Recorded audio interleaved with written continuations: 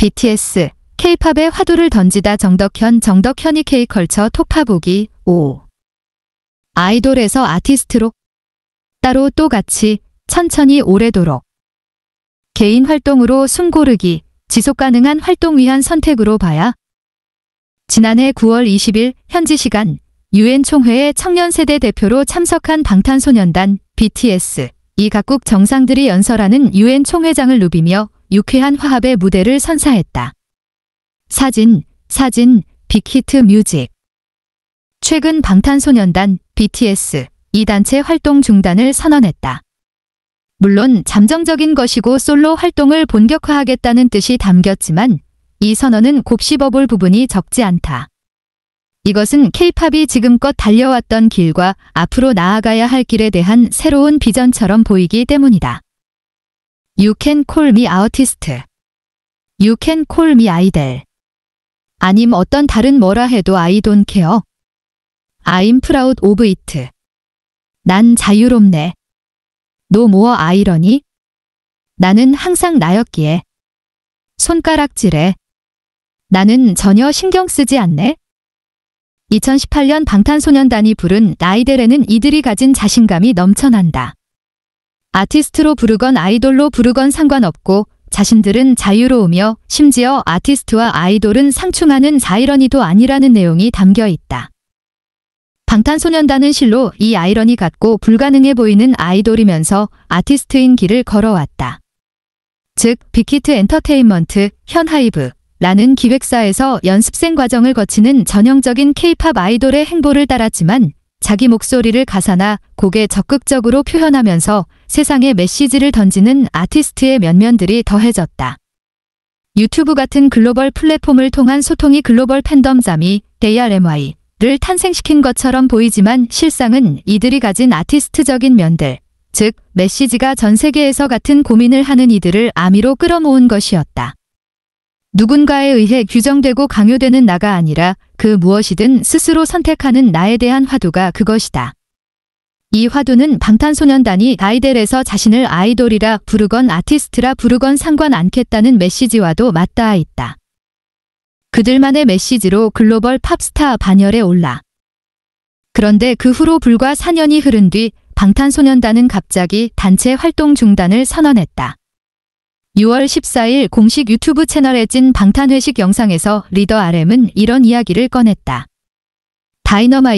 다이너마이트까지는 우리 팀이 내 손 위에 있었던 느낌인데 그 뒤에 랑 퍼미션 투 댄스 부터는 우리가 어떤 팀인지 잘 모르겠더라. 그리고 이런 말도 덧붙였다.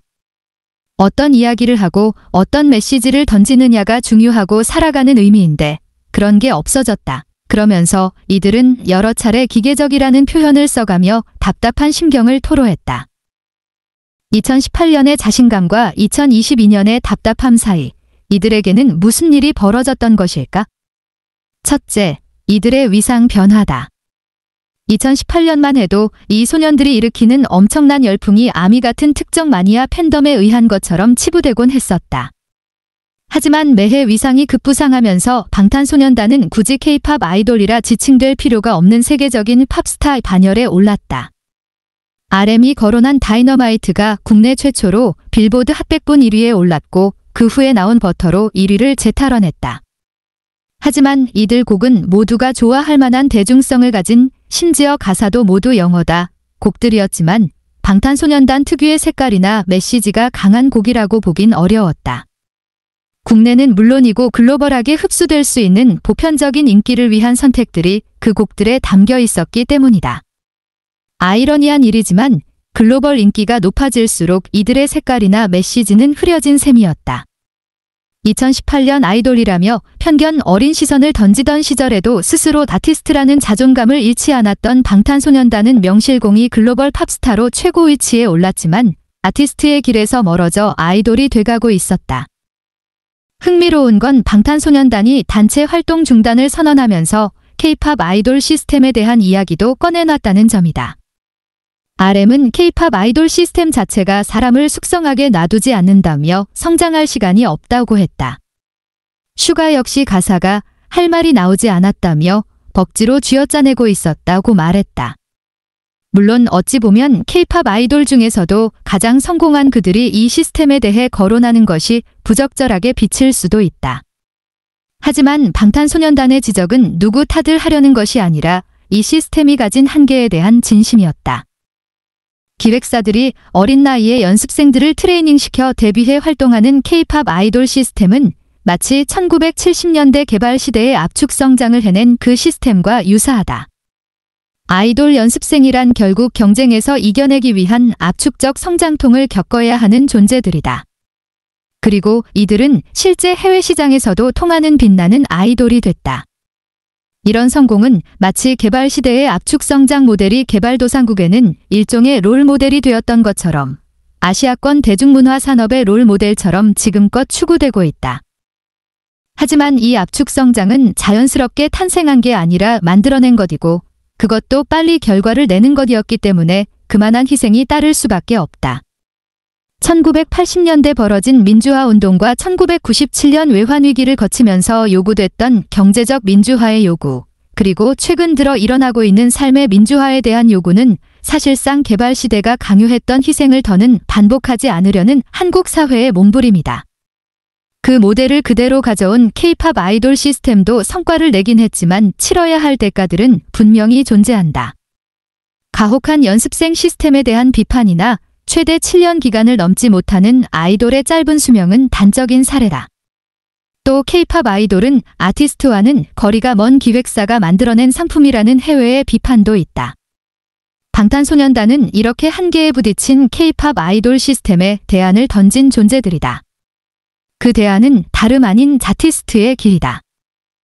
기획된 상품으로서 아이돌이 가진 한계. 6월 14일 방탄소년단 BTS 공식 유튜브 채널 BNGTNTV의 찐 방탄회식에서 리더 RM은 어떤 이야기를 하고 어떤 메시지를 던지느냐가 중요하고 살아가는 의미인데 그런 게 없어졌다고 토로했다. 사진 슬퍼 BNGTNTV 유튜브 캡처. K-팝 아이돌 시스템의 가장 큰 문제는 바로 아이돌이라는 틀에서 생겨난다. 많아야 20대인 나이에 무언가 성과를 내야 하는 존재로서 규정된 아이돌은 스스로 성장하는 시간을 기다려주기보다는 빨리 성장시켜야 하는 존재들이다. 어린 나이에 데뷔해야 그나마 더 오래, 그래봐야 7에서 8년에 불과하다. 활동할 수 있으니 더 어린 나이에 연습생으로 맹훈련시킨다. 이 조급함은 아이돌이 가장 스트레스를 받는 부분이고 나이가 들어 더는 아이돌 활동을 할 수 없게 되는 미래에 대한 불안감이 들게 했다. 이런 불안감은 더 가혹하게 자신을 몰아세우게 만드는 원인으로 작용한다. 여유가 있어야 자기 생각을 음악에 담는 등 창작자로서의 작업을 할 수 있고 이를 통해 자신의 목소리를 내므로써 세상과 소통하며 자신이 하는 일들의 가치를 찾을 수 있지만 아이돌이라는 틀은 이를 원천적으로 허락하지 않는다. 하지만 아이돌이면서 아티스트의 길을 선택한 방탄소년단은 달랐다. 이들이 내놓은 불타오르네 2016, 피땀 눈물 2016, 봄날 2017, 작은 것들을 위한 시 2019 같은 곡들에는 세상에 대한 날선 메시지들이 살아있었다. 그리고 이런 날선 메시지들은 비틀스의 존 레넌이 그러했던 것처럼 가사에 공감하는 전 세계 팬들의 가슴에 닿았다. 아이돌에서 아티스트의 길로 나아간다는 것은 아이돌이라는 틀의 한계를 깨는 일이다. 즉 20대가 아닌 30대, 40대 그 이상이 돼도 이들은 아티스트로서 계속 대중과 소통할 수 있는 그런 존재가 되겠다는 것이다. 물론 그들 중에는 계속 노래를 하는 이들도 있겠지만 춤을 선택하는 이도 있을 것이고 연기를 하려는 이도 있을 터였다. 그렇게 각자의 분야에서 자기 생각을 자신이 원하는 표현 방식으로 펼쳐나가는 것, 아이돌의 한계를 가볍게 깨면서도 지속가능한 활동을 하고픈 방탄소년단에게 이보다 좋은 선택과 비전이 있을까? 물론 팬들에게는 덜어 아쉬움이 있을 수 있지만 보다 지속가능한 방탄소년단을 위해서 어쩌면 새로운 국면은 반드시 통과해야 하는 지점이 아닐 수 없었다.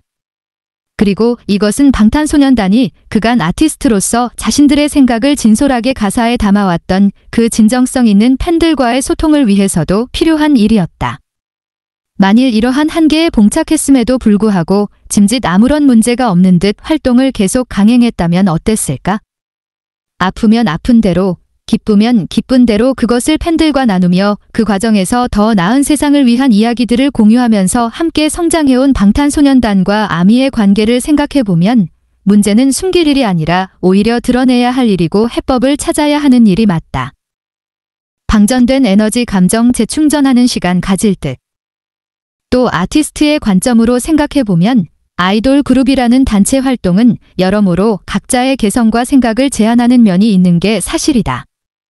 하나의 곡을 노래와 가사와 안무, 프로듀싱으로 나눠 창작에 참여한다 해도 전체의 합을 위한 절제와 자기 희생이 전제돼야 가능한 일이다. 그런 점에서 이 시스템 속에서 숙성되기는커녕 소진되는 이들에게 필요한 건 각자 자신에게로 잠시 돌아가는 길이다. 방탄소년단은 이로써 그들 스스로 말했듯 챕터 1분을 끝내고 개인 활동에 들어갔다.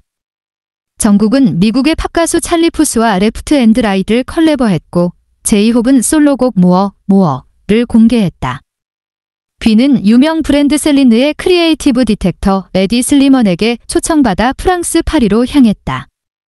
이들이 각자 앞으로 어떤 활동을 이어갈지는 아직 예측하기 어렵다.